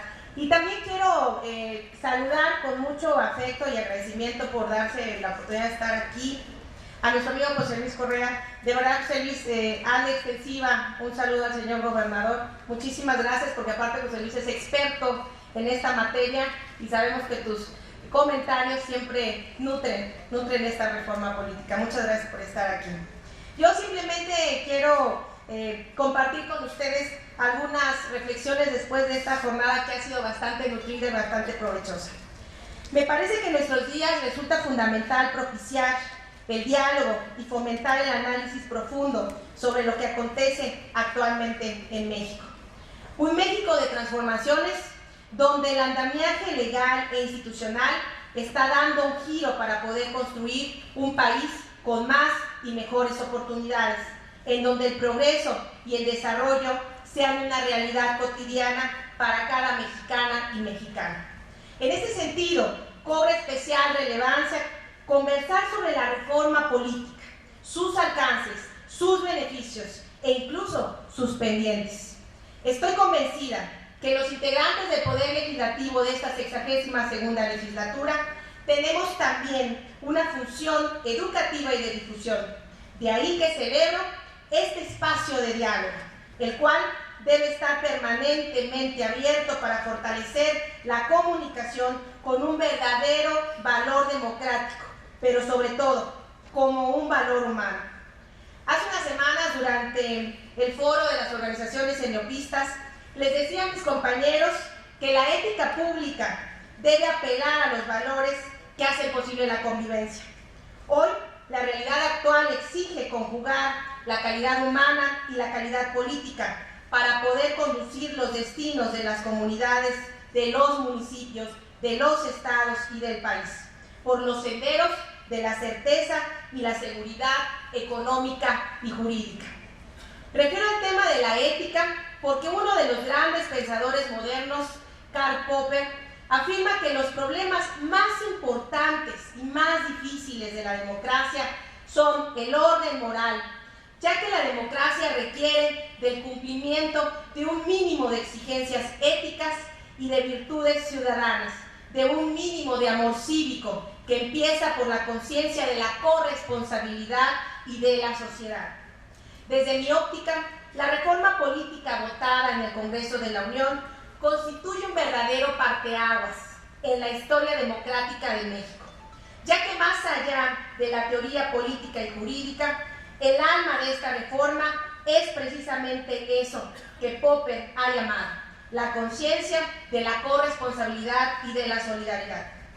Las nuevas disposiciones constitucionales y las nuevas leyes complementan a la democracia tradicional, dotándola de nuevos instrumentos y mecanismos de participación ciudadana, la cual permite la instrumentación de compromisos más sólidos, tanto de los gobernantes como de los gobernados, principio fundamental para la construcción de la voluntad colectiva. Lo que hoy es una realidad, apenas hace unos años parecía imposible. Por ejemplo, la iniciativa ciudadana, la consulta popular, las candidaturas independientes y la reelección de presidentes municipales y legisladores federales. Mecanismos mediante los cuales las y los ciudadanos pueden participar de manera más activa y efectiva en los asuntos públicos. Mecanismos que permiten que las mujeres y los hombres podamos ejercer plenamente nuestros derechos civiles y políticos. Ningún partido político está por encima de los ciudadanos y ninguna ley o política pública les será ajena. A mi juicio, hemos dado pasos firmes y sólidos hacia la construcción de una reforma política, o mejor aún, de una nueva forma de hacer y de entender a la política. Una forma, diría yo, más equilibrada, en donde los partidos políticos son asumidos como instituciones democráticas y de interés público, en donde se reconoce al ciudadano y a la ciudadana como sujetos de derechos intrínsecos y en donde se da paso a la pluralidad. Así, se fortalece la soberanía y refrenda el espíritu de la República, en donde la cosa pública es cosa de todos. Quiero agradecer también a una compañera legisladora muy proactiva, Alejandra del Moral, que es nuestra secretaria de la Comisión de Puntos Constitucionales, a la que le voy a pedir al finalizar mi intervención también que nos haga el honor de clausurar este evento. Finalmente quiero agradecer una vez más a mis compañeros legisladores que hoy se dieron cita para acompañarme en este importante evento, formadores y esencia de una nueva clase política. Su participación en este panel para los morelenses, y con orgullo lo digo, me congratula pertenecer a una nueva generación de políticos, a esa clase de políticos de una generación ideológica que buscan con elementos, con acciones, contribuir a la grandeza de México y de nuestro Estado. Una nueva generación con una visión plural e incluyente que valora a cada ciudadano y ciudadana y los reconoce no solo como sujetos de derecho, sino como actores fundamentales en la construcción de un mejor futuro para México y para nuestro Estado. De verdad, muchísimas gracias de todo corazón por su valiosa participación en este foro. Espero que haya sido bastante nutrido y finalmente quiero pedirle a nuestro amigo José Luis Correa si nos puede ayudar a pasar a la tribuna para dar un mensaje a nombre del señor gobernador. Muchísimas gracias a todos.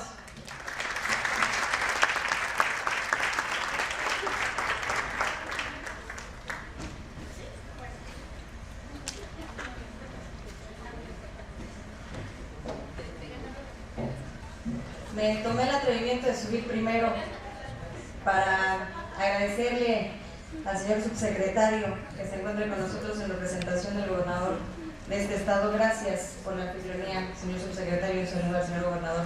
Gracias, jóvenes, gracias a mis compañeros diputados, gracias, Marisela. Y me tomo el atrevimiento de subir aquí a la tribuna como una política joven, una política que tiene ganas de que la política en el país cambie, como legisladora federal, expresidenta municipal de Cuautitlán Izcalli, Estado de México. Y estoy convencida también que hay dos tipos de políticos o de políticas en el país. Las políticas o los políticos que aportan prestigio a la vida política y los que no lo hacen. Y hoy sí quiero hacer un reconocimiento porque creo justo más allá de una afinidad de partido, lo hago con una absoluta responsabilidad de género y de generación. Marisela es una mujer que le aporta prestigio a la política y le aporta prestigio por una conducta institucional, por una conducta incluyente, por su amor a Morelos, porque está cercana a la gente, porque es capaz de trabajar con apertura, con todas las fuerzas políticas morelenses. Y eso es bien importante. Así lo está haciendo como diputada, así lo constato hoy en este encuentro. Y agradezco muchísimo la presencia del señor presidente municipal y del señor rector Jorge Morales, Jesús Alejandro Vera. Muchas gracias, señores. También lo constato haciendo ella gestiones por su alma mater, todo el tiempo buscando que le llegue más dinero a su universidad. Así es que, señor rector, le aseguro que usted tiene una aliada en el Congreso.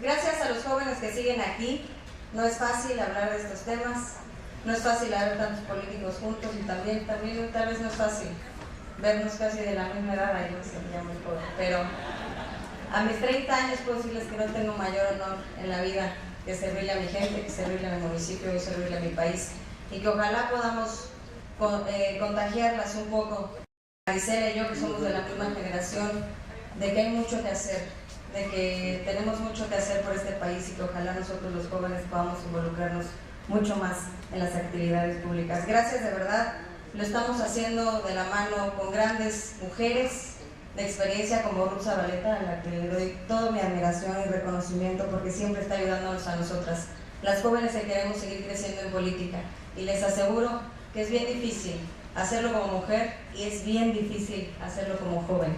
Así es que gracias Héctor Gutiérrez de la Garza por tu solidaridad siempre con las nuevas generaciones. Como diputada no puedo decir nada, solamente gracias. Muchísimas gracias a todos y gracias, Mari, por permitirme. Ahora yo me toca hacer el uso de la voz al señor subsecretario para que a nombre del señor gobernador nos dé un mensaje y llegue a la clausura. Muchas gracias.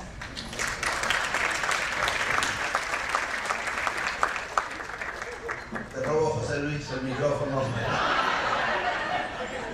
No, solo un presente muy cariñoso que queremos darle a nuestros panelistas y por supuesto a nuestras diputadas que hicieron posible este evento tan importante. Así es que me voy a tomar.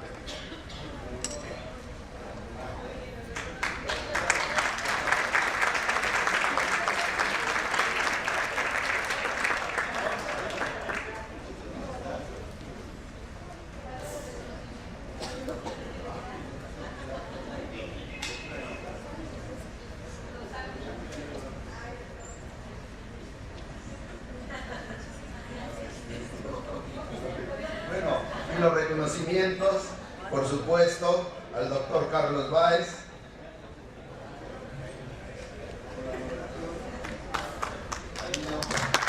a Héctor Humberto Gutiérrez de la Garza,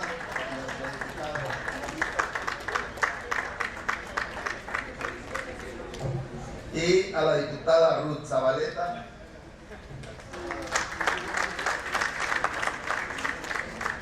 a la diputada Marisela, que fue la gestora de este evento tan importante en nuestra máxima casa de estudio.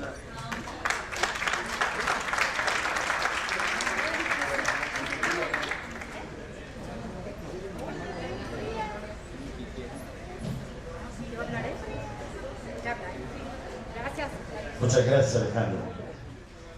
Bueno, por fin tengo ya la oportunidad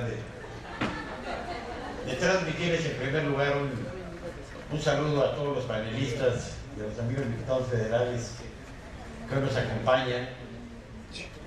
Creo que este tipo de eventos evidentemente se están desarrollando en un momento crucial de la historia del país. Hace rato estábamos platicando, me vino a la mente una idea. Casi vamos a cumplir 40 años en México, faltan pocos, hablando de reformas político-electorales. Desde la primera, de la del 76, 77, es una larga marcha, diría Mao, del proceso de la reforma político-electoral en nuestro país. Y evidente, cada reforma ha marcado un hito histórico.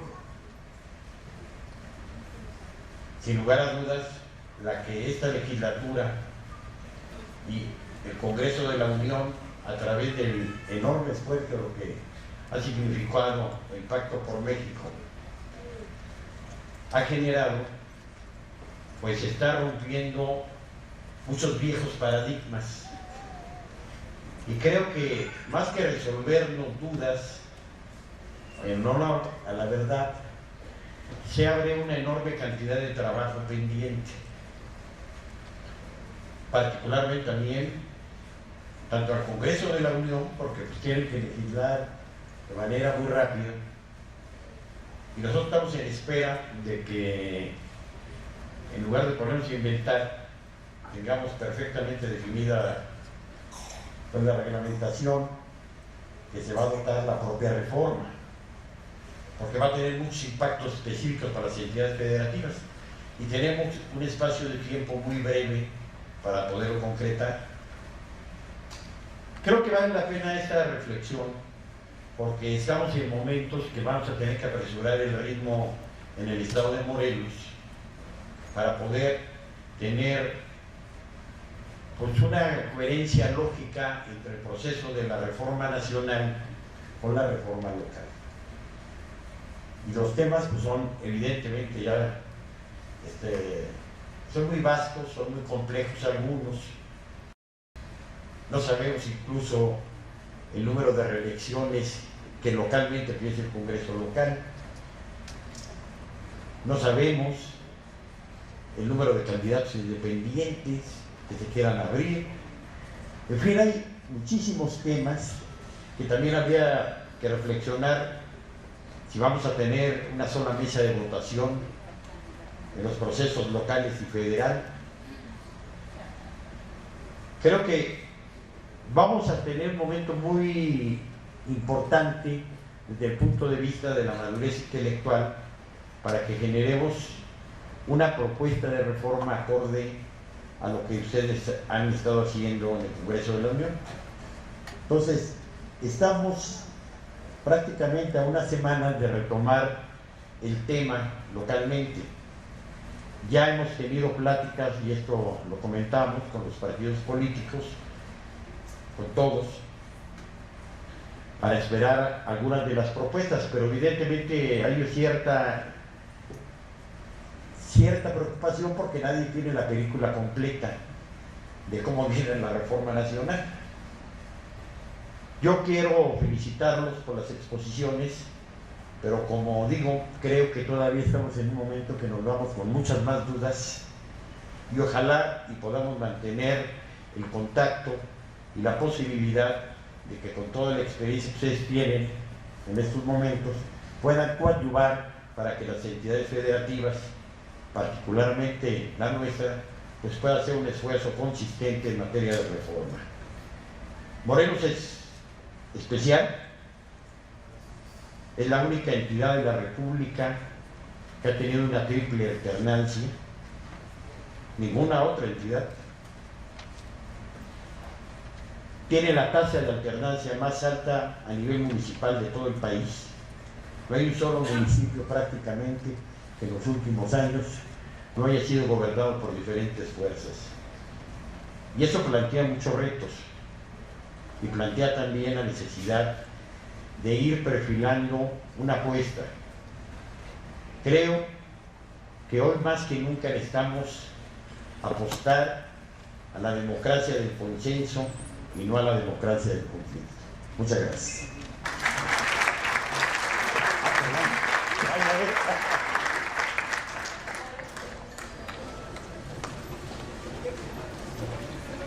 ¿Qué hora tiene la 7:30, vamos adelante. Bueno, siendo las 7:30 de la noche, damos por concluidos los trabajos de este foro y esperemos que en breve podamos realizar otros para seguir continuando con estos temas tan importantes y trascendentes para la vida de todos los morelenses y de los mexicanos. Muchas gracias.